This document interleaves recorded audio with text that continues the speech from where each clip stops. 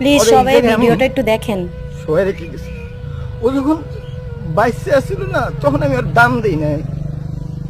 ওর সাথে ঝগড়া করতাম, এইটা নিয়ে ওইটা নিয়ে বাজতাম। সকালে প্রতিদিন নাস্তা বানাই দিত, একদিন যদি নাস্তা বানাই না দিত ঝগড়া করতাম। এখন আমি প্রতিদিন না খাই অফিসে যাই, আমার কোনো অসুবিধা হয় না। আমার বউ কিছু কইলে আমি রাগ হয়ে যেতাম, এখন আমি রাগ দেখানো না, কারণ কোনো লোক পাই না।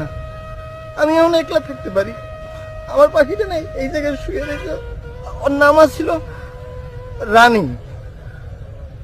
ওর দেখতে আল্লাহ রানীর মতন বানাইছে, শুধু আমি ওর রানীর মতন করে রাখতে পারিনি। আমি আল্লাহকে খেস খেস খেস খেস করছি।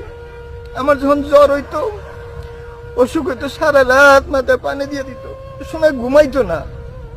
আমার জন্য শুধু কান্ত দোয়া করতো।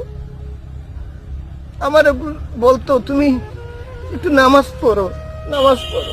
আমি না নামাজ পড়তাম না।